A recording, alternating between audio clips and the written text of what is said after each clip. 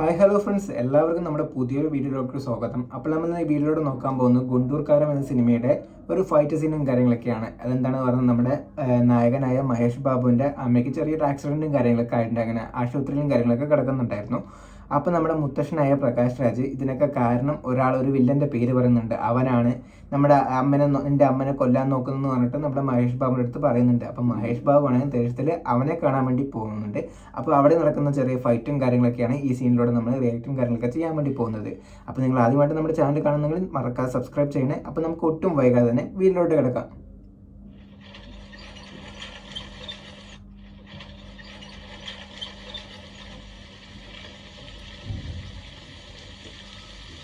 മഹേഷ് ബാബു സ്ഥലത്തേക്ക് വന്നിട്ടുണ്ട് കേട്ടോ. ബജ്ജി വെക്കുന്ന ആളുണ്ട്.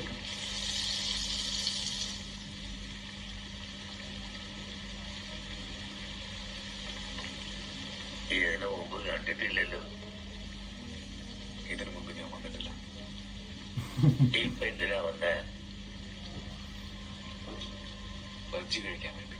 എന്താ നിങ്ങളുടെ നാട്ടില് ബജ്ജി കിട്ടില്ലേ? ഓരോ നാടിനും ഓരോ പ്രത്യേകതയില്ലേ? ഇവിടെ എന്താ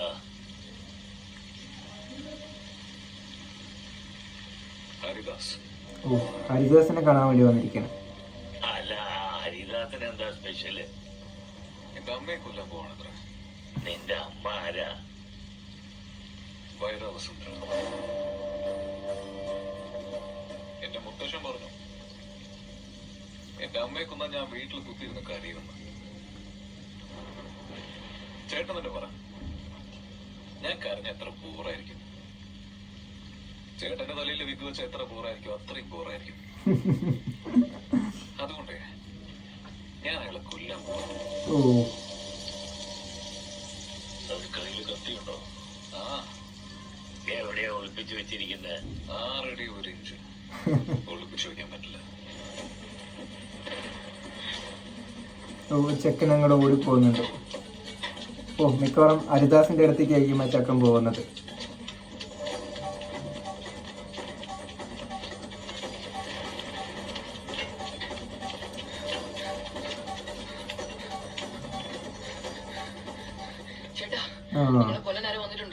ഹരിദാസ്, താടിക്കാരൻ ഹരിദാസ്.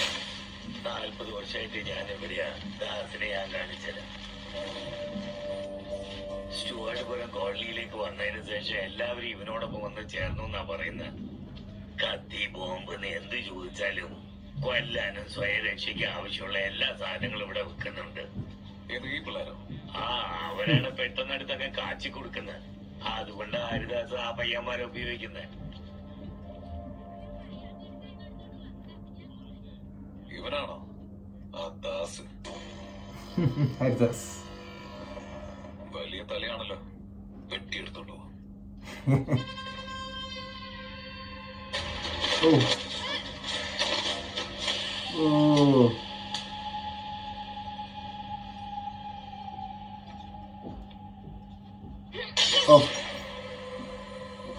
ഒറ്റടി. അയ്യോ, എല്ലാ പെണ്ണുങ്ങളും ചേർന്നിട്ട് നമ്മുടെ മഹേഷ് ബാബുവിന് നല്ല തല്ല് കൊടുക്കുന്നുണ്ട് കേട്ടോ.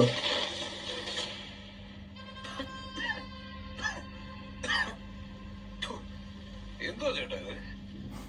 ലേഡീസ് ആണോ റൗഡീസ് ആണോ? അടിച്ചു വരുന്നവര് നല്ല അടിയാണല്ലോ. ദാസിന്റെ തല വേണമല്ലേ നിനക്ക്?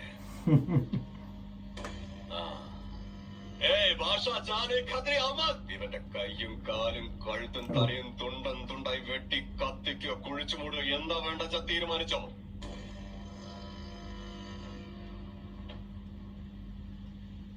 അവര് ഡിസൈഡ് ചെയ്യുമ്പോഴേക്ക് എനിക്ക് കുളിക്കാൻ കുറച്ച് വെള്ളം കിട്ടുമോ? കുറച്ച് വെള്ളം കിട്ടുമോ? എടാ ചോട്ടു, നീ എപ്പോഴെങ്കിലും കള്ളന് പോലീസും കളിച്ചിട്ടുണ്ടോ? ഇവിടെ പോലീസ് ഒന്നും വരില്ലേട്ടാ. വന്നത് പോക്കരിയില്ലടാ. പോക്കിരി, മഹേഷ് ബാബുവിന്റെ പഴയ സിനിമ പോക്കിരി. ഒരു പാട്ടും അതേപോലെ തന്നെ ഒരു ഫൈറ്റും രണ്ടും കൂടി ചേർന്നാണ് കേട്ടാ. എന്നാ കളി തുടങ്ങിയാലോ?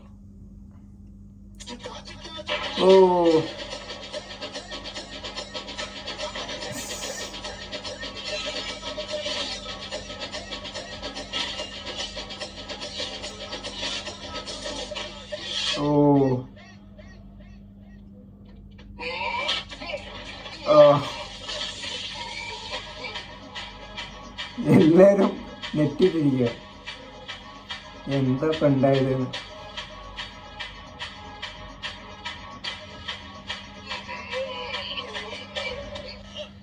എന്തിനാ ചേച്ചി മോനെ അങ്ങനെ നോക്കുന്നേ? ചേട്ടനെ ഞാൻ പെട്ടെന്ന് ഇറങ്ങിക്കോളാം. നിങ്ങളൊന്ന് അടുക്കള കയറിക്കോ. ഓ ബിരിയാണി പൊളിയാണ് ചേച്ചി. നല്ല എരിവായിക്കോട്ടെ.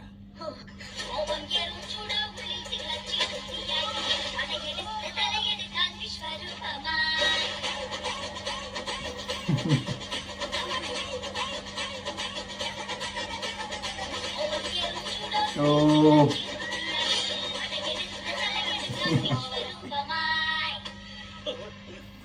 ബജ്ജിക്കാരൻ മേടിച്ചു. ഓ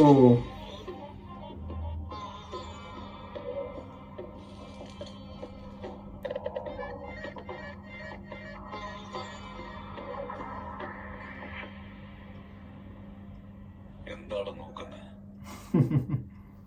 ബീഡി 3D കാണുന്നുണ്ടോ?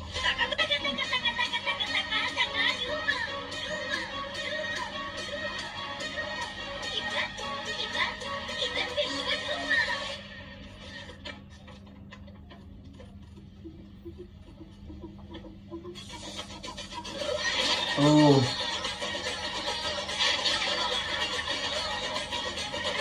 ഓ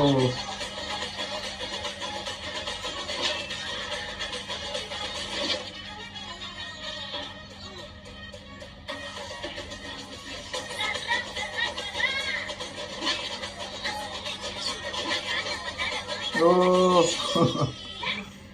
ബജ്ജിക്കാരൻ്റെ ദേഹത്തൊന്ന് കുത്തി.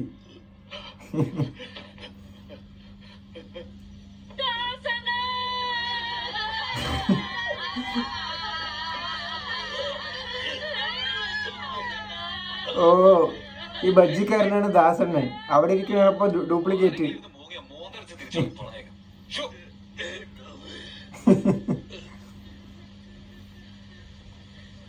എന്ത് പറ്റിയേട്ടാ?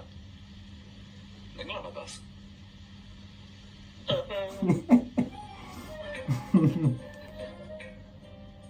അപ്പൊ അയാളോ?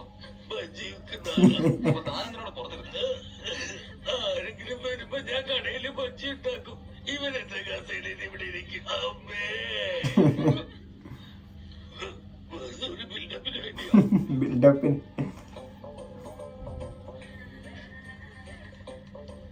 ഏതോ ഒരു പഴയ പടത്തില ഇതുപോലത്തെ നാടകമൊക്കെ കണ്ടത്.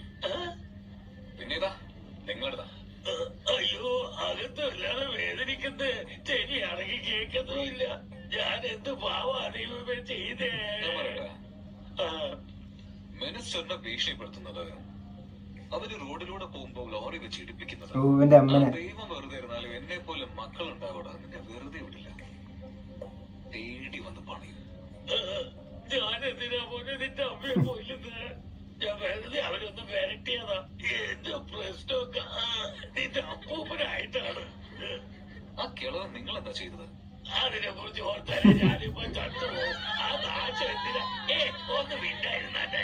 കരുത്തിൽ നിർത്തിട്ട് ആരെങ്കിലും ഇതൊന്നും എടുക്കേ? അമ്മേ, ചേച്ചി എന്തെടുക്കാനാ നോക്കുന്ന? കറക്റ്റ് ജംഗ്ഷനിലാ കുത്തിയിരിക്കുന്നത്. അത് ഊരിയ ബോർവെല്ലിൽ നിന്ന് വെള്ളം ചീറ്റുന്ന പോലെ ആയിരിക്കും പിന്നെ ചോര ചീറ്റാൻ പോകുന്നത്. എനിക്കത് അറിയാമെങ്കിൽ ഞാനതിന് ഇങ്ങോട്ട് വരാൻ പോകുന്നത്. ഈ കിംസും നെംസും പോലെ ഗുംസൊന്നും ഞാൻ ഗുണ്ടൂർ ഒരെണ്ണം പണിയിലായിരുന്നു. ഹോട്ടലിലല്ല, ഹോസ്പിറ്റലിൽ. ഇനി ആ ദൈവം വിചാരിക്കണം. ചുറ്റുവട്ടത്തിൽ ഡോക്ടർമാര് പോലും ഇല്ല പോലെ. ഏതോ കാട്ടിലിരുന്നിട്ട് അപ്പോളന്റെ അടുത്തുള്ളത് പോലെയാണല്ലോ പോകുന്നത്. അത് ശരിയാ. എടാ, ആരെങ്കിലും ഒന്ന് പെട്ടെന്ന് ആംബുലൻസിനെ വിളിക്കേ. നമ്പർ അറിയില്ല. നമ്പർ അറിയില്ല. എല്ലാം കഴിഞ്ഞ ചേച്ചിമാരെ.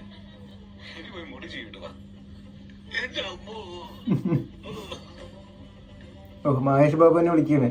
പലു ഓ അവന് മഹേഷ് ബാബുവിന് അവസാനം ഹോസ്പിറ്റലിൽ ഇല്ലെങ്കിൽ ആംബുലൻസ് വിളിച്ചു കൊടുക്കണം കേട്ടോ. ഇവിടെ ഹോസ്പിറ്റലും കാര്യങ്ങളൊന്നും ഇല്ലെന്ന് പറഞ്ഞിട്ട് അപ്പോൾ സീൻ ഇത്രേ ഉള്ളൂ. അവനെ തല്ലാൻ വേണ്ടി വന്നാണ് മഹേഷ് ബാബു, അവൻ്റെ അമ്മനെ കൊല്ലാൻ നോക്കണമെന്ന് പറഞ്ഞിട്ട്. ഇവിടെ വന്ന് നോക്കുമ്പോഴാണ് പറയുന്നത്, അവൻ പറയുന്നത്, ഹരിദാസ് പറയും, ഞാൻ നിൻ്റെ അമ്മനെ കൊല്ലാൻ നോക്കിയിട്ടുള്ള, എനിക്ക് മൊത്തം പകയും അതേപോലെ തന്നെ എല്ലാം നിൻ്റെ അപ്പൂപ്പനായ നമ്മുടെ പ്രകാശ് രാജിനോടാണെന്ന് രീതിയിലൊക്കെ പറയുന്നുണ്ട്. അപ്പോൾ ഇവിടുത്തെ കാര്യങ്ങളൊക്കെ നമ്മുടെ മഹേഷ് ബാബുവിന് മനസ്സിലാവുന്നുണ്ട്.